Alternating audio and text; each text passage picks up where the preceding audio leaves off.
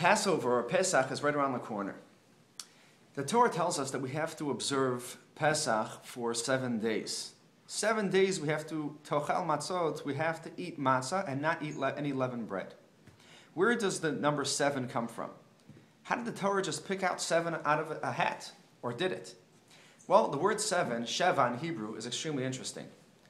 The word sheva is the root word which really means a culmination, a completion of a unit. How is that so? Well, think about it. There are 7 days in the week. Sheva. There's sheva yamim, 7 days in a week. A week is one unit. It starts with Sunday and it ends with Shabbat. So that Yom Rishon, Yom Sheni, Yom Shlishi, all the way till Shabbat is the completion of 7 days, which we call a week. A week in Hebrew is called Shavua. Okay, so you have 7 Sheva days and 1 Shavua. Next you have the word Saveya. Saveya means to be satiated, to be fulfilled. Okay, so when a person has hunger pains and they're hungry and they eat and they fulfill themselves, the Torah tells us ve'achalta, and you shall eat, ve'savata, and you shall be satisfied, uberachta, and you should say the birkat hamazon, the grace after meals. But again, the word saveya means satisfied, means complete. A third example would be the word shvua. A shvua in the Torah, an oath. When a person would take an oath, let's say they were accused of doing X, and they would hold the Sefer Torah and they would take an oath that they did not do whatever they were accused of. So that again, that then creates a fulfillment of a doubt. Okay? If there is a doubt, and if this person did something that they again deny, then by taking this shavua, taking this oath, that absolves them of any obligation towards the other person, whatever the other person might be claiming, whatever allegations it might be. So what we see here is that the shavua, the saveya, and the shvua of the week, and the 7 days is a combination. It's one unit, one entity. Now, when the Jews left Egypt in the Exodus, when they left the Mitzrayim, okay, they left on the 15th of Nisan. The 15th of Nisan they left with the matzah on their shoulder because they did not have time for it to bake. Bivhilu yatzanu miMitzrayim, we say in the Haggadah. That HaKadosh Baruch Hu, God, had taken us out with haste, quickly out of Egypt. Now it didn't in turn become the full redemption until the Egyptians drowned in the Red Sea until the 7th day. The 7th day is the day that the Kriyat Yamsuf, the crossing of the Red Sea, took place. And on that day, that's when they sang the Shira. That's when they sang the Song of Songs that was led by Moshe and then in turn by Miriam after the Kriyat Yamsuf, after the final blow to the Egyptians when they had all perished at that time.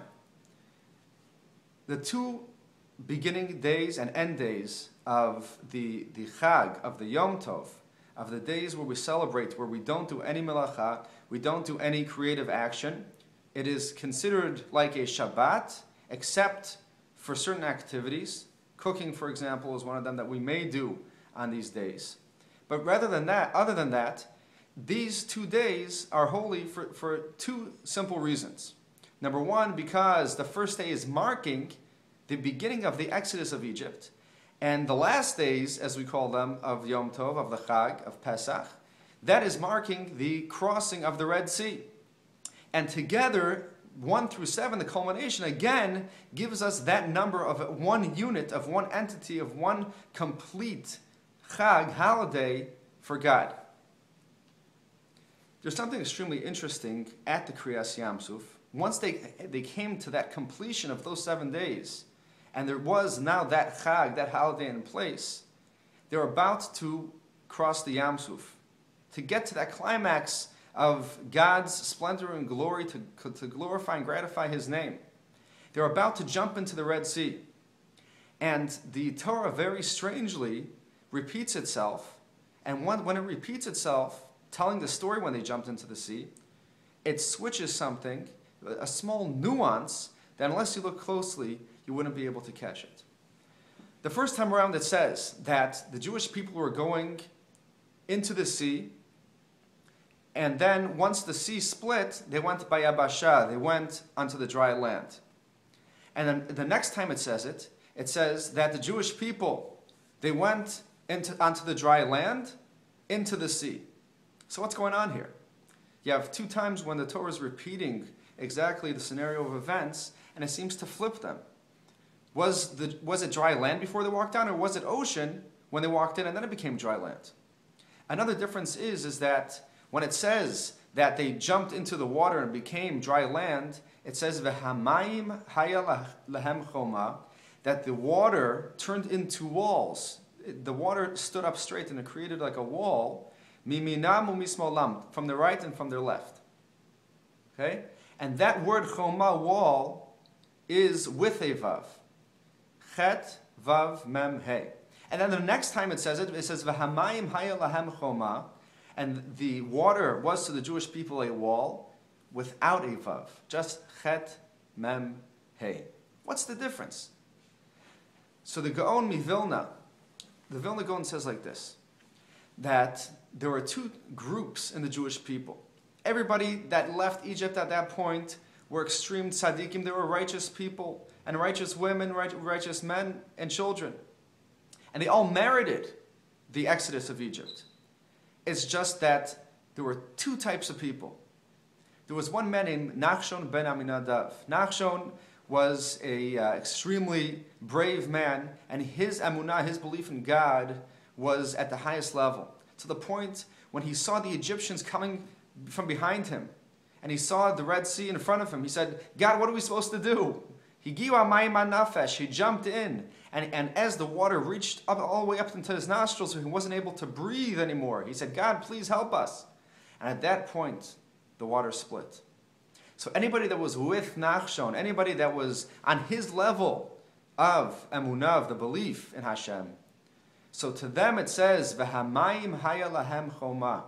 The water for them was a wall, a complete wall, with a vav, chet, vav, mem, hey, a complete wall, miminam umismolam, to their right and to their left. Because they truly understood that everything and anything that happens is only with the belief of God. We could see it clearly, exactly what God has planned for us, and everything is for the good.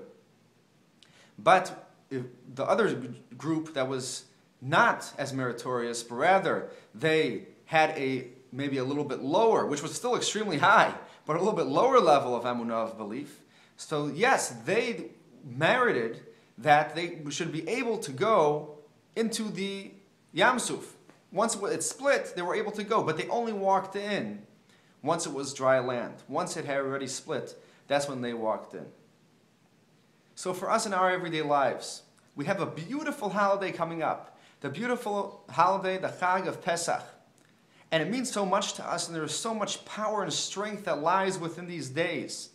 If we utilize it, and we take this whole unit, this completion of 7 days, and we use it to its utmost capabilities, all the strength and all the power that's hidden within these days, we take it and we use it to energize ourselves for our own personal geula, our own personal exodus from our bondage. And Be'ezrat Hashem, we should be able, that should propel us to join the entire Klal Yisrael, to join the entire Jewish nation. So we could finally be in Eretz Yisrael, a safe Israel, a safe Eretz Yisrael, one with the rebuilding of Jerusalem, of Yerushalayim, and the Beit HaMikdash, the Holy Temple, B'imhera b'yameinu, Amen. I'm Rabbi Daniel Ben Susan, and you're watching ChaiSocial.com.